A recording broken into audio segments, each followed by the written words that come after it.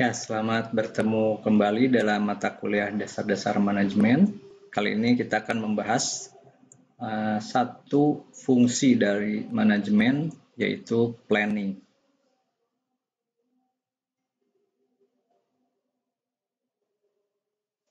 Terlebih dahulu, kita akan mengenal atau membahas mengenai makna dan juga konsep tentang planning, atau dalam bahasa Indonesianya kita kenal dengan istilah perencanaan. Dalam bahasa yang sederhana atau kata-kata yang sederhana, planning itu bisa disebut sebagai deciding in advance what is to be done. Memutuskan di awal apa yang akan dilakukan. When, where, how, and by whom it is to be done. Kapan, di mana, bagaimana, dan juga oleh siapa hal tersebut akan dilakukan. Planning atau perencanaan itu menjembatani gap yang ada antara where we are dengan where we want to go. Jadi di mana kita berada dan kemana kita akan atau ingin menuju. Nah, itu dijembatani oleh perencanaan atau planning. Planning itu mencakup pemilihan objektif, kebijakan-kebijakan, prosedur yang akan ditempuh, dan juga program-program dari beberapa alternatif yang ada. Jadi mencakup pemilihan dari alternatif-alternatif tujuan-tujuan kita, kebijakan yang kita pegang atau nilai-nilai yang kita pegang, kita anut, kemudian prosedur-prosedur yang diterapkan dan juga program-program. Kita menentukan yang mana yang akan kita pilih. Nah, selanjutnya plan atau rencana itu sendiri, itu maksudnya adalah bisa disebut sebagai predetermined course of action to achieve a specified goal. Nah, jadi serangkaian tindakan yang ditentukan di awal, predetermined, untuk mencapai tujuan yang telah ditetapkan. It is an intellectual process. Jadi planning itu proses intelektual dengan ciri atau characterized by thinking before doing. Jadi berpikir sebelum bertindak. Hal ini merupakan upaya atau bagian dari manajemen untuk mengantisipasi masa yang akan datang agar bisa memperoleh performa yang lebih baik. Nah, kemudian ada beberapa definisi dari planning. Nah, ini antara lain, according to Alford and Bede, planning is the thinking process, the organized foresight, the vision based on fact and experience that is required for intelligent action. Nah, jadi menurut Alford dan Bede itu perencanaan adalah proses berpikir, peramalan yang terorganisir. Nah, jadi meramal tapi terorganisir. Kemudian visi yang berdasarkan pada pengalaman dan fakta yang kita miliki. Nah, ini diperlukan untuk tindakan-tindakan yang memang memiliki dasar berpikir atau intelligent. Kemudian according to Theo Hyman, planning is deciding in advance what is to be done. Memutuskan di awal apa yang akan dilakukan. When a manager plans, he projects a course of action. Jadi ketika seorang manajer membuat perencanaan atau berencana, dia memproyeksikan serangkaian kegiatan untuk ditempuh di masa yang akan datang agar bisa mencapai secara konsisten struktur operasional yang terkoordinir dan mencapai hasil yang diinginkan. Nah, jadi sebuah proyeksi dari kegiatan-kegiatan yang ingin diambil atau yang akan ditempuh untuk mencapai hasil yang diinginkan. Selanjutnya, kita akan melihat beberapa karakteristik atau sifat dari planning itu sendiri atau perencanaan. Yang pertama, planning itu adalah proses intelektual, jadi melibatkan proses berpikir. Nah, tadi juga ada satu definisi yang menyatakan berpikir sebelum bertindak. Kemudian karakter berikutnya, planning itu akan memberi kontribusi kepada pencapaian objektif, dan juga bahkan terkadang memberi kontribusi dalam penetapan objektif itu sendiri atau tujuan apa yang ingin dicapai. Planning atau perencanaan merupakan fungsi yang sifatnya utama di dalam manajemen. Nah, jadi ini juga kalau di dalam beberapa pengertian manajemen, planning itu ada di awal proses. Namun seperti kita pernah bahas sebelumnya, planning itu adalah proses yang berkelanjutan atau berkesinambungan. Jadi setelah satu objektif tercapai, ada proses evaluasi atau kontrol. Nah, setelah itu baru kita menilai perencanaan berikutnya agar lebih baik seperti apa, sesuai hasil evaluasi tadi. Planning juga itu mendahului kegiatan-kegiatan atau tindakan-tindakan dalam manajemen. Lalu kita juga bisa melihat peran apa atau apa sih pentingnya planning di dalam sebuah proses manajemen. Yang pertama adalah mengurangi ketidakpastian.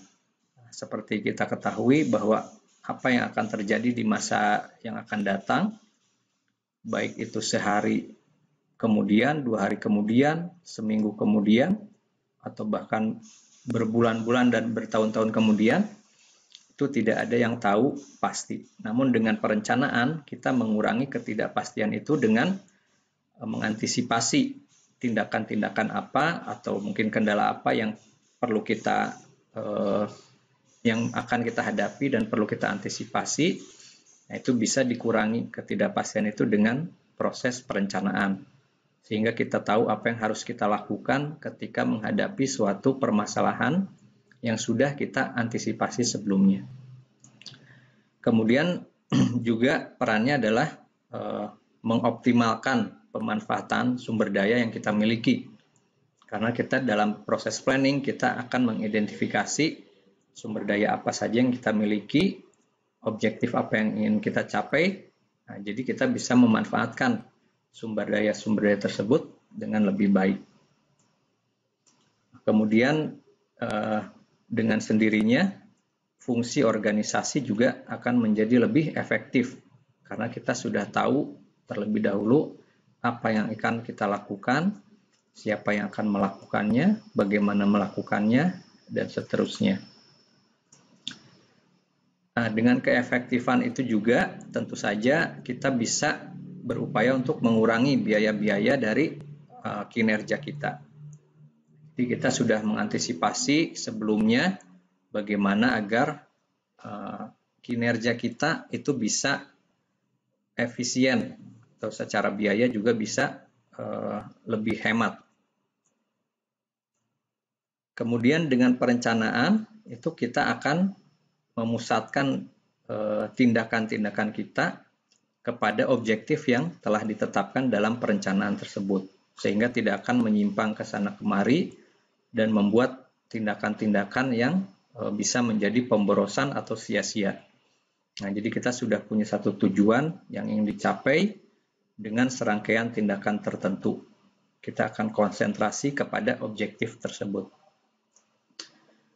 Nah, kemudian dengan pembagian tugas yang jelas di dalam sebuah perencanaan, siapa yang akan melaksanakan apa, tentunya ini akan membantu mempermudah di dalam hal koordinasi. Kemudian di dalam perencanaan juga kita akan bisa mendorong atau men-encourage inovasi-inovasi.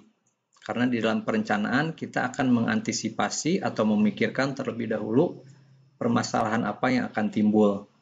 Sehingga dengan bisa mengantisipasi permasalahan tersebut, kita akan dipaksa untuk mencari alternatif solusi untuk mengatasi masalah yang mungkin kita hadapi itu.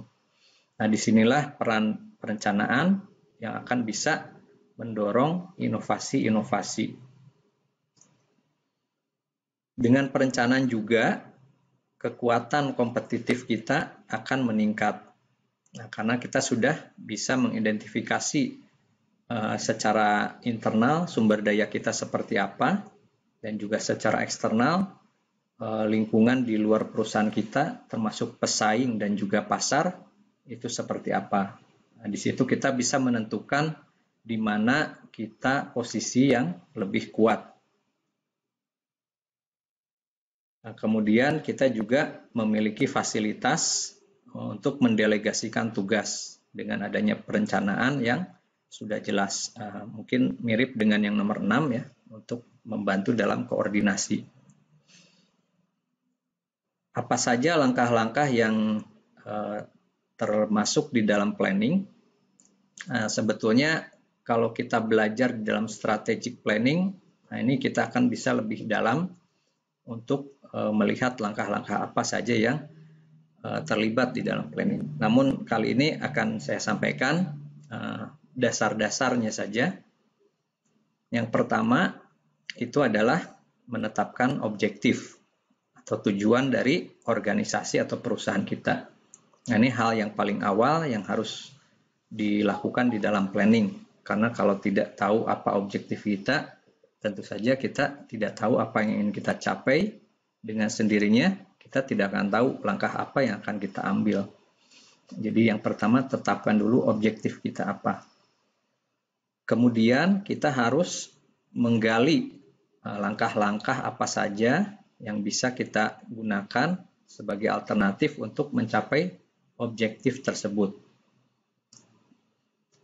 Setelah itu kita akan menentukan langkah mana yang akan kita ambil, yang kita anggap itu adalah yang terbaik. Nah, jadi setelah menetapkan objektif, kita akan merumuskan beberapa alternatif untuk mencapai objektif tersebut. Tentu saja keputusan-keputusan di dalam mengambil alternatif perencanaan ini akan juga dipengaruhi oleh nilai-nilai dari perusahaan yang dianut oleh perusahaan. Kemudian setelah menetapkan satu rencana umum, nah dari situ kita bisa memformulasikan langkah-langkah turunan dari perencanaan tersebut, yang kemudian akan menjadi semacam prosedur atau langkah-langkah urutan-urutan kegiatan yang harus diambil untuk mencapai objektif tersebut. Nah, ini akan menjadi standar operating procedure, sehingga lebih mudah untuk diikuti. Nah, setelah itu di dalam pelaksanaannya tentu kita juga perlu mendapatkan feedback apakah perencanaan itu memiliki kendala. Nah, jika iya, tentu kita harus melihat feedbacknya dan kita harus menindaklanjuti. Mungkin kita perlu mengubah proses di dalam mencapai objektif tersebut jika ada kendala-kendala. Nah, jadi tadi beberapa hal yang perlu kita lakukan dalam langkah dalam perencanaan. Nah, setelah perencanaan itu selesai kita susun, atau rencana itu sudah selesai disusun, tentu harus dikomunikasikan kepada semua anggota dari organisasi yang terkait dengan langkah-langkah di dalam perencanaan tersebut. Jika tidak disampaikan, tentu saja rencana itu tidak akan ada yang menjalankan. Nah, sebaiknya perencanaan itu ditetapkan secara objektif dan juga langkah-langkah yang harus ditempuh itu harus ditetapkan dengan jelas, sehingga tidak ada ambigu ya, pemahaman yang ambigu di dalam organisasi tersebut. Planning is effective only when the person involved work in a team spirit. Nah, jadi pada dasarnya perencanaan juga tidak akan berjalan jika anggota dari organisasi itu tidak terlibat secara team spirit ya. Nah, jadi harus satu tim yang juga berkomitmen kepada objektif tersebut dengan menerapkan kebijakan-kebijakan perusahaan atau nilai-nilai perusahaan. Kemudian program-program dan strategi yang telah ditetapkan di dalam perencanaan tersebut.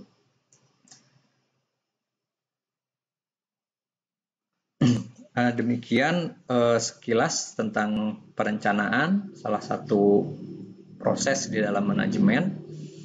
Tentunya kita perlu mempelajari lebih lanjut, khususnya nanti kita harus belajar yaitu tentang strategic planning, di mana langkah-langkah dalam perencanaan akan dibahas lebih detail, termasuk yang pertama sebetulnya sebelum menetapkan objektif itu ada environmental scanning. Nah, jadi untuk melihat kondisi internal dan eksternal perusahaan. Nah, dari sanalah kita bisa menetapkan objektif sehingga selanjutnya bisa menetapkan langkah-langkah yang bisa kita tempuh untuk mencapai objektif tersebut. Terima kasih telah mengikuti materi ini. Semoga ada manfaatnya dan sampai bertemu dalam video yang lainnya.